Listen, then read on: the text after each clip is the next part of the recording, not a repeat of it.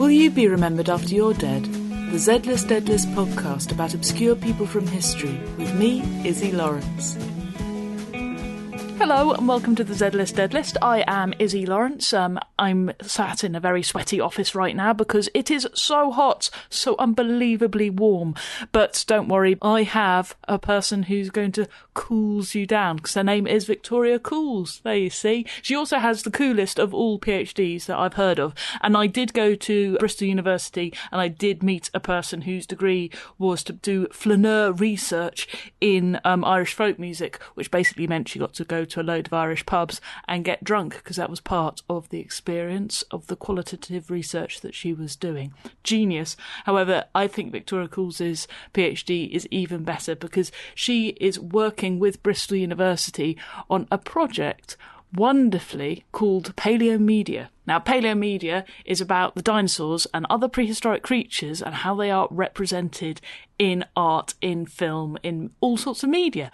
I wanted to interview her because, funnily enough, the reason behind why we have such amazing animation, particularly the animation in the 40s by Disney, is down to one man and his obsession with dinosaurs.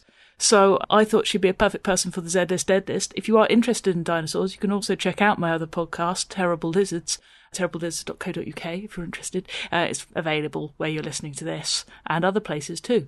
So I really enjoyed this interview. The quality isn't great, and that is entirely down to Zoom and the fact that the backup recording didn't work. So enjoy and do forgive me for the sound quality. I got very interested in dinosaurs just in visual culture, really. And I started to look round, and there's not actually that much written about it. There's a lot of people write history of paleo. It's not masses, but some, and it's good stuff. There's a nice group in Birmingham who I've got to know, and they're doing work on sort of dinosaurs in early literature, so fiction and transatlantic fiction, and they've been great. So it's a sort of parallel. Looking at them in visual culture, so that's anything from film, animation, documentary and so on. Then, of course, doing a PhD, you can't take on the whole world, so I had to focus. You want to start off doing everything, and so I ended up saying, well, I'm going to focus on 4 case studies in early 20th century, or late 19th century, 20th century America, and one of the 4 case studies is Gertie the dinosaur. Hence, I don't think I came across Gertie the dinosaur until I basically started a dinosaur podcast with Dave, and we were talking about representations of dinosaurs, and Gertie came up because Gertie is not a very famous image of, but if you speak to a dinosaur person, a crazy dinosaur person like you, they go, oh yes, Gertie the dinosaur's amazing. When were you first made conscious of Gertie? Was it looking at specifically because you were doing a PhD in it, or had you come across beforehand? I think it was before I started the PhD. I mean, it's looking back, it's because I'm part-time, which means I take forever, which is fantastic. You know, I just basically rattle around the departments. And I was looking at sort of animation and early animation, and I'd say one of my other case studies is Disney's Fantasia, the Rite of Spring sequence. So I was very interested in that development of drawn animation, more so at that point than stop frame, really. And I just became vaguely aware of this fantastic little cartoon. And when I started looking into it, it became really important because an issue I'm looking at in my PhD is the relationship between the science of paleontology and how the public see dinosaurs. And it dawned on me quite a long way in that the art is the bridge. And by art, I mean visual art, so that could be animation or whatever. And so you've got the paleontologists at one end doing their science with their fossils, and at the other end you've got the public who love dinosaurs, and it's that link I'm looking at. And I started to look into Gertie, and as a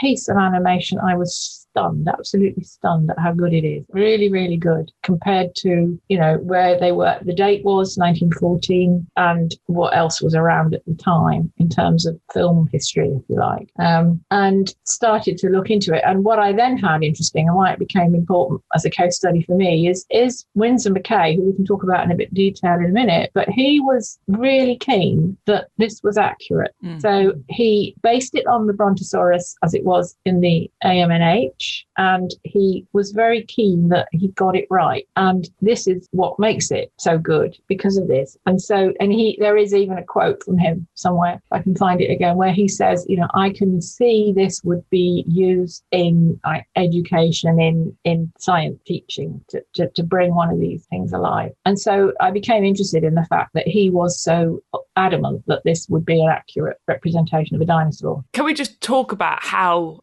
Gertie was animated? Because this was a live performance. This wasn't just, obviously it wasn't on telly because nobody had TVs at this point, but it wasn't in a cinema. It was as part of a sort of musical skit. Well, yes, it's a strange background. He was brilliant at drawing all his life, even as a little kid. He was just one of these people who could draw, and he loved drawing. And he started out when he'd had a short period of time where he was working in things like dime museums, where he was just doing illustrations for entertainment. He got a proper job with the newspapers doing illustrations in the time when they probably preferred illustration to photographs just because of the printing technology. And he was working, he ended up in New York working in William Hearst's newspaper empire. But he, at the time, became aware of the whole vaudeville scene, which was really, apart from the circus, was the other, if you like, more working class entertainment rather than the theatre. And so this came first, he started to do vaudeville acts, and he would go on stage with what you and I would probably call a flip chart now or something similar, and do these lightning sketches. And this was his act. And he did this for quite a while. But it seems to be that his son came home from school with flip books they'd been playing around with, and he became fascinated by the idea of the apparent movement you could get by using a flip book, and began to think about animation. Now, he was interested in dinosaurs because you can see he was doing comic strips for a lot of these newspapers quite legitimately, and he had several. His comic strips would be a running gag with the same character, and very often you saw dinosaur skeletons appearing in these comic strips, so he was very interested in them. And then he became interested in animation, so he did do a few animations before Gertie. At the time, the only other person really doing animation was Emile Coules in France, so we're really early on, we're in the early 1900s. And Mccay did an animation of a character called Little Nemo, who was one of his comic strip characters. Nothing to do with the fish. No. That's another whole, the Little Nemo thing is another interesting area. But so he was doing this, and what he would do is appear on stage, and I haven't got to the bottom of the technicalities yet, but he would appear on stage and project the cartoon onto where he would have been drawing onto a screen, because there were no cinemas at that point. And then the story goes, or he set up the story that he was with some friends in the AM&H and said, oh, wouldn't it be fun to bring a dinosaur along? So he made the cartoon of Gertie, and he first presented it as a vaudeville act in about February 1914.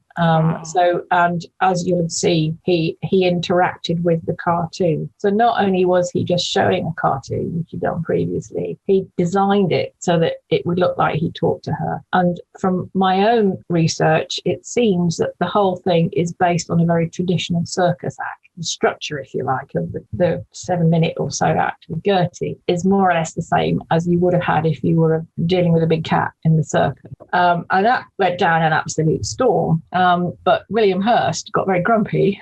One of his best illustrators was out, spending an awful lot of time messing about doing vaudeville, and stopped him. So happily for us, what he then did was turn it into a film. So it shot some live action to go on the front and to go on the back, and used intertitle cards in the film where he would have otherwise been on stage, actually standing there and saying, Gertie, raise your front foot, or whatever. And that film is what was preserved. And so we can now see exactly what it was that he did. So that's how the whole thing came about, in terms of the practicalities. What amazed me about the story, because I also do vaudeville, I'm a bit of a stand-up comedian by trade, and there are comedians like Howard Reed who do like animation with computer animation on stage and interact with it and do all the things, and it's just lovely that and that's 100 years later that's going on. So it's this sort of lovely tradition. Talk to me a little bit, because the dinosaur thing is brilliant, but about tweening. So I read that he came up with tweening. For those who aren't animators, it's brilliant. And always when you animate, do tween things, especially if you do it, they do it automatically for you now. It's amazing. So tell me about tweening. Well, what he was trying to do, I mean, if you look at his early animations, they're okay. I mean, they're interesting, but he just somehow ended up so ambitious with Gertie. And he sat down and tried to work out how he could actually improve this. So he did several things, and tweening was one of them. Even things like using pegs. So you have 2 holes in your piece of paper. He was using rice paper, which is quite transparent. So you could put a piece of paper down, draw something. Because you've got pegs on the board, you could then put another piece of paper down and it would be in exactly the right place, and you could draw the next frame. And he also invented registration marks, which are very common these days in things like printing and animation, so that you align the images up perfectly. So that was one thing he actually invented and became standard for the rest of animation. He worked out that if you wanted to have a cartoon character move, and if you knew the start position and you knew the end position and you knew roughly sort of how that arc would happen, and you got the middle peak, if you like, of the movement, then you could work out the frames that went in between quite easily.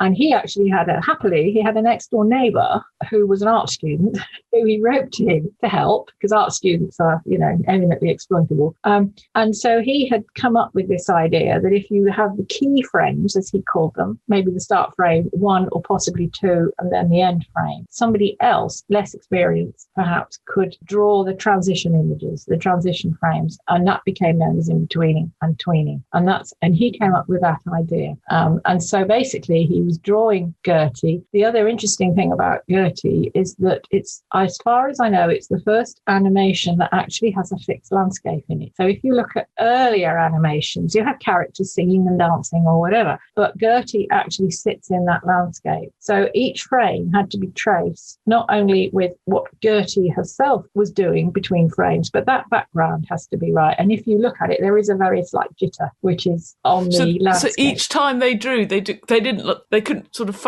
obviously they couldn't photocopy, could they? Well, they could do printing, but they drew it out, each frame. And they didn't have cells at that point. Cell animation didn't come along till later. I think Mccay did experiment with cell animation a lot later on, but he didn't use cell animation at all. They were just, I think they were sort of 8x10 standard pieces of rice paper. So you had your piece of paper pegged on, so the board had 2 pegs on it to hook on.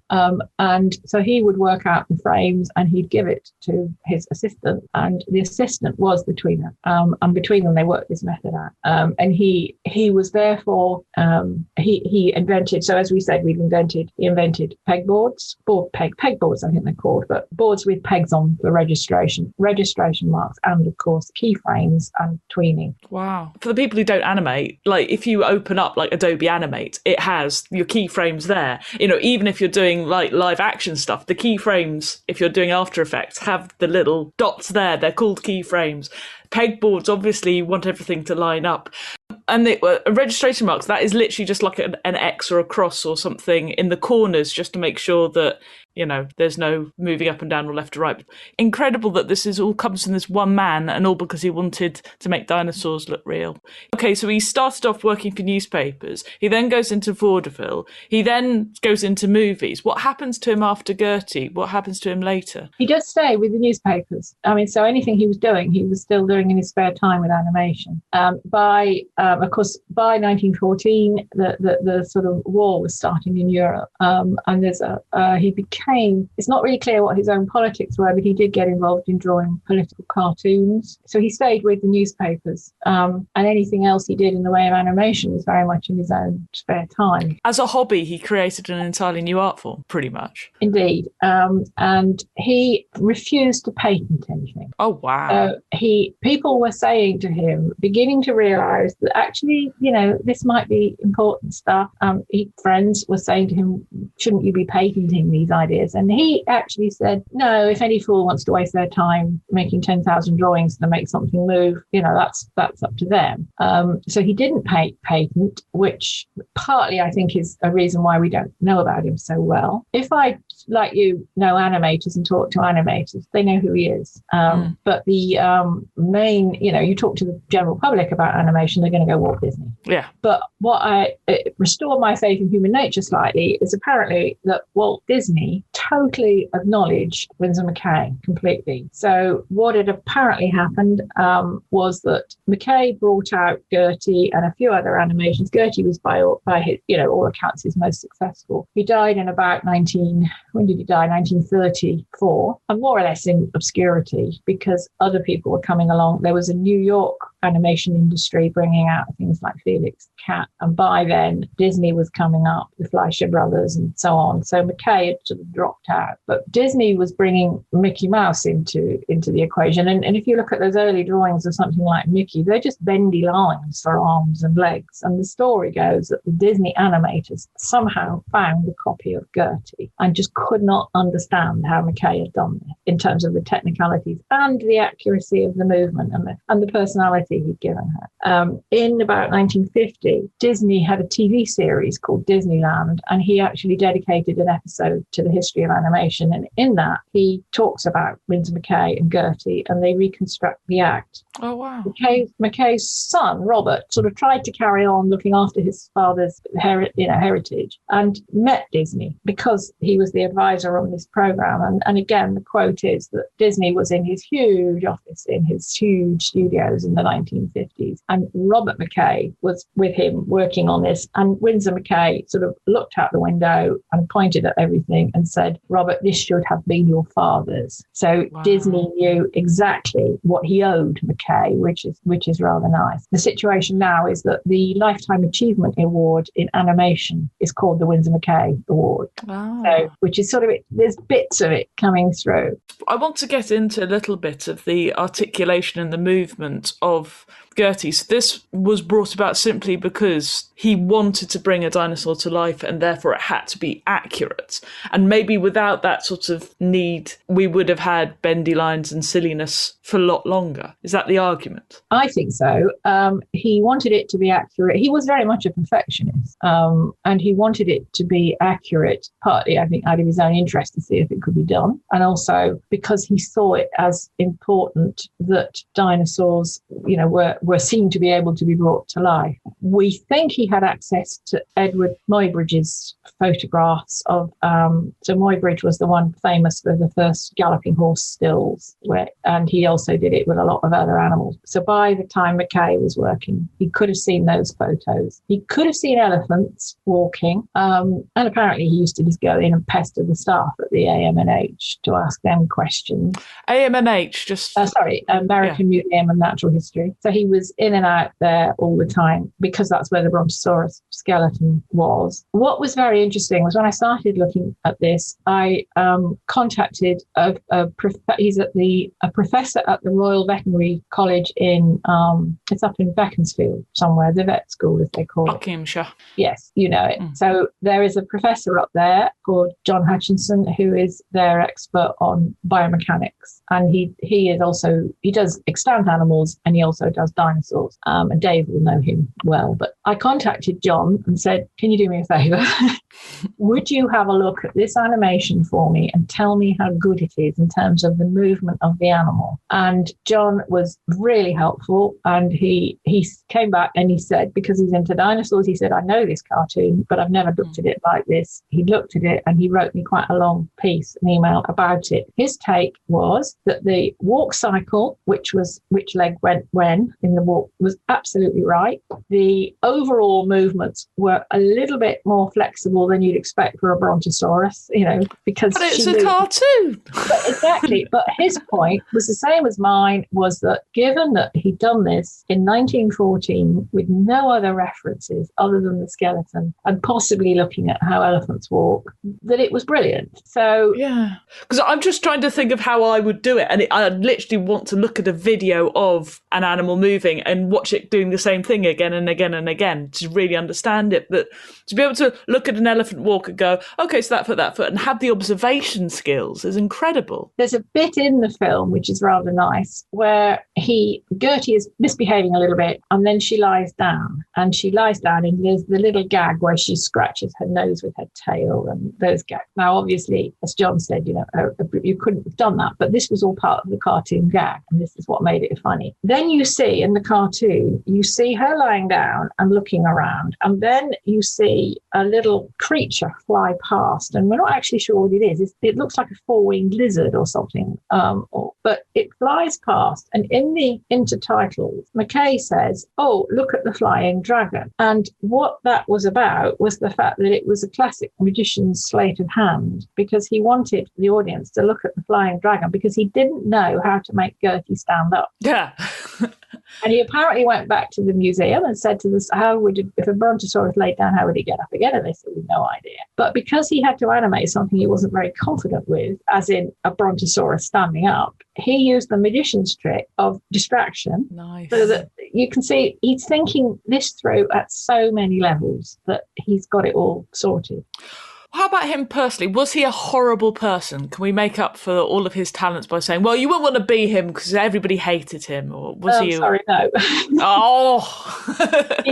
he was an interesting character, I think. He was a perfectionist. And if you see photographs of him, he's very dapper. He dresses very, neatly. He was apparently, very pleasant. He had an interesting marriage. He was married to somebody a lot younger than him. There we go. We can disapprove of him for that reason. He was short. He was only about 5 foot, and his wife, and so we have that slight issue that you often get in that. So his wife was about the same, and by all accounts, she was quite dominant and fiery and sassy, and they stayed together. I mean, they obviously had a marriage that held, but it was quite stormy, and they had children. There is a slightly sad aspect to it where you can see in some of his other work that he's fascinated by dreams and the psychoanalysis, and of course Freud would have been published and popularized by that date. And he had an elder brother, Arthur, who was not entirely, we're not sure why, but the family put him in a mental institute, and the family never had anything more to do with him. We think that's possibly why Mccay became so interested in dreaming and dream ideas in his cartoons. He just became interested in that whole sort of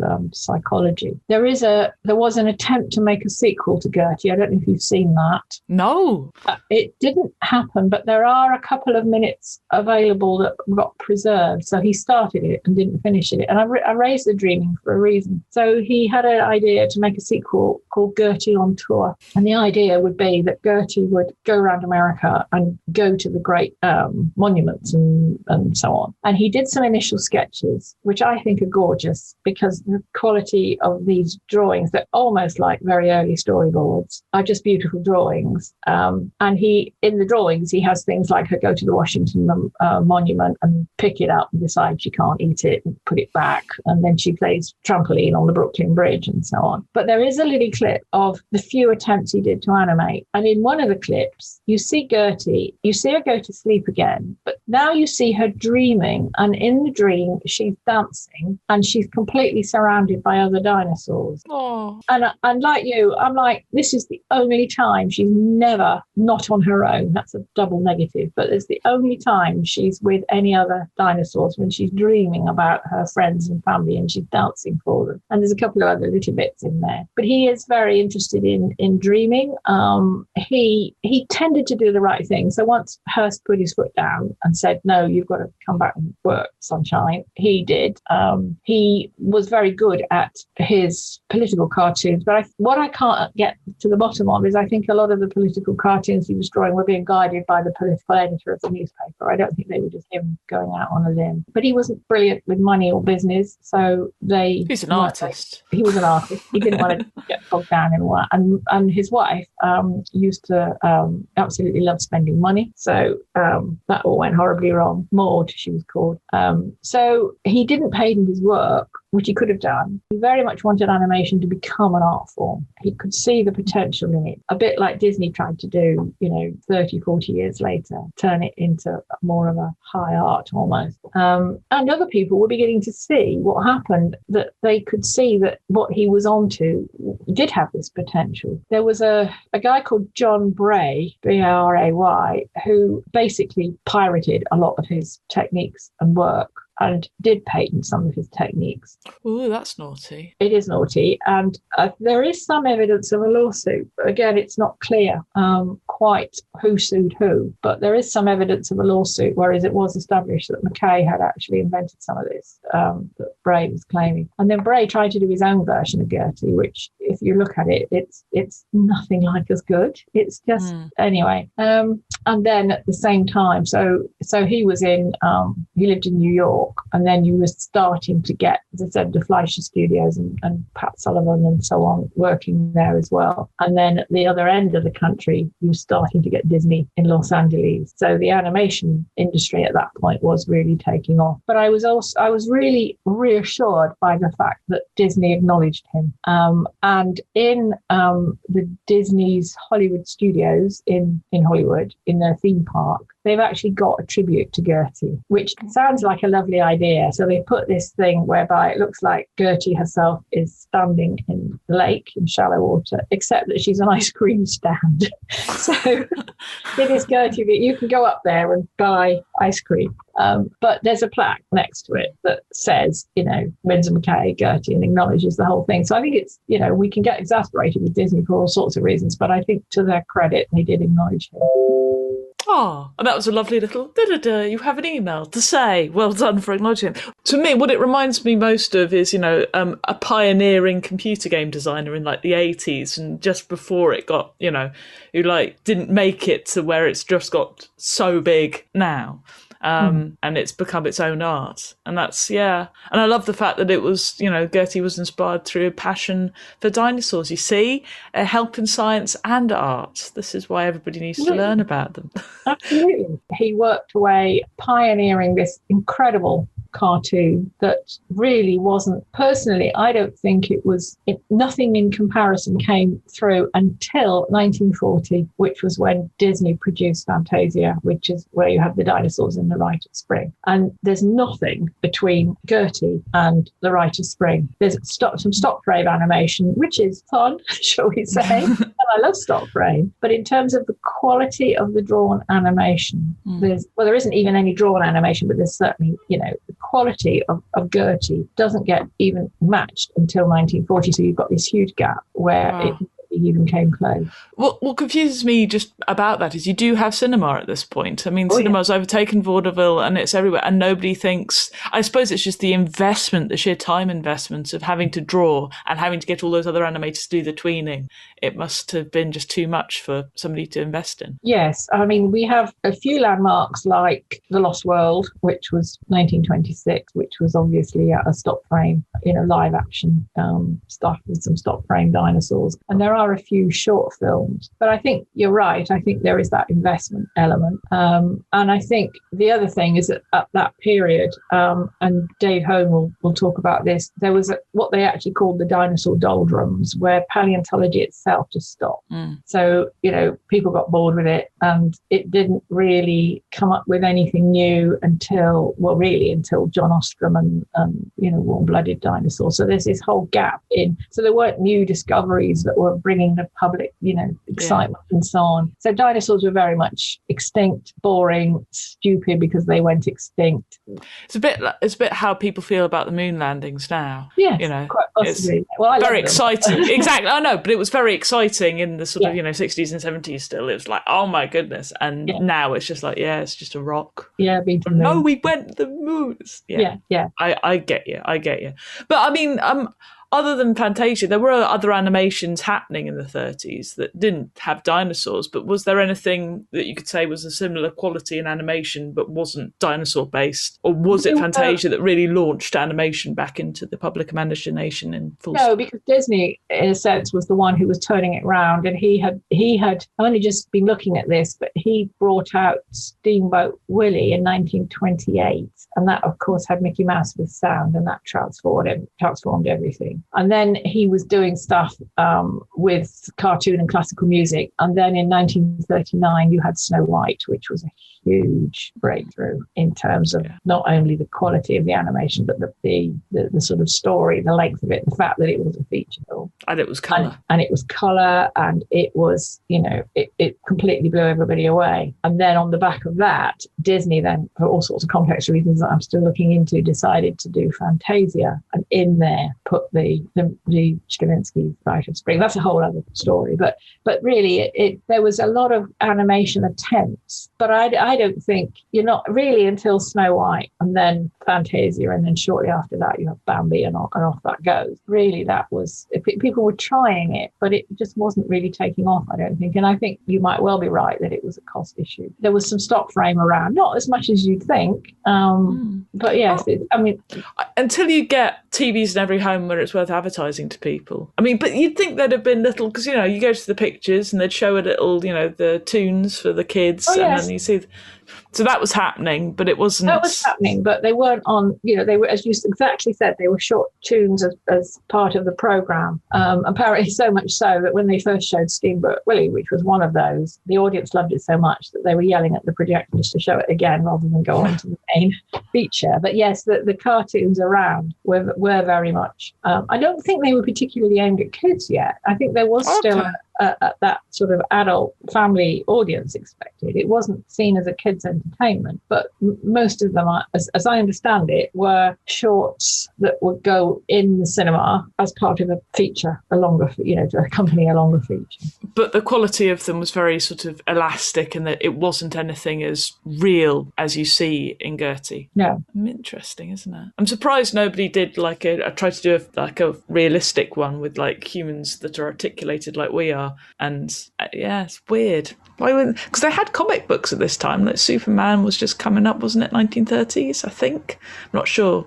When he could jump over a building and that sort of thing, but they didn't translate it. Presumably because, once again, it was cheap. Yeah. And cheap things don't get made good. That's really interesting. Thank you so much. Good luck with the rest of the PhD. Thank you. Saying, this PhD is such fun. And I'm saying, well, it is a grown-up PhD, honestly. It's just about cartoon dinosaurs, that's... But he's so interested in history of paleontology that he has become, apart from supervising what I'm doing, because I do need to go back to a lot of the science. So to understand what was going on visually at the time, whether it be Gertie or Charles Knight is another artist I'm looking at in detail, or Fantasia, I need to know what was understood at the time, if anything, of the science of the time. So I'm having to go back to the paleontology papers and geology papers of that period, and he's been helping me with that. But it's coming up with interesting ideas. Well, there's no four-winged dragon so far. That's all I'm saying. Maybe it was a pre-runner of a Microraptor. Maybe. To be honest, it sounds like what they called the Vril. Vrilla. The coming race. That book that there was a big science thing back in the 1870s or 18. No, it would be the 1890s. It sort of was big, but it was a sci-fi book called The Coming Race, which is a very funny title if you say it wrong. But the Vril, which was the drink they had wings, and they sort of looked a bit like that and were a bit reptile-y, so maybe it's that he was referencing without even knowing. A massive thank you to Victoria Coules there. I thought that was absolutely fascinating. Once again, apologies for the sound quality. If you're interested in better sound quality and more dinosaurs, I do recommend my other podcast. It is called Terrible Lizards. It's me and the paleontologist, Dr. Dave Hone, and it's absolutely fascinating, particularly if you like very, very old things, which are all sort of birdy more than lizardy, but also lizardy as well as birdy. Dinosaurs, you know them. You can support me doing that. You can also buy me a coffee on Ko-Fi. You can find out my other podcasts, which are the British Museum Membercast and Seti Sopo, and you can also pre-order my book, Billy Swift Takes Flight. It's all about the women who flew Spitfires in the Second World War. Yes, they did. They did it down the road from me near Maidenhead. Who'd have thunk? Well, I thought it'd make a great kid's story, and adults enjoy it too. So it's out in September. If you could pre-order it, you'd be doing me a massive favour. Mwah! And if you know any short people, get it for them. They will absolutely adore it. And if you haven't already, check out The Unstoppable Letty Peg as well. These are all the other things which allow me the freedom to make podcasts. And also you can check me out, I think it's still on Netflix, The Lost Pirate Kingdom, where you can see me say straight into the penis, whilst they show an actual man's penis. So, that's all good. Anyway, I will see you soon. You've been listening to the Z-List Deadlist podcast with me, Izzy Lawrence. To support the show, share this episode with your friends on social media and drop us a tip on Ko-Fi. Give us a follow on TikTok, on Twitter and on Instagram. I'm at ISZI_LAWRENCE. Visit my website, iszi.com, for more information. And I'll see you next month.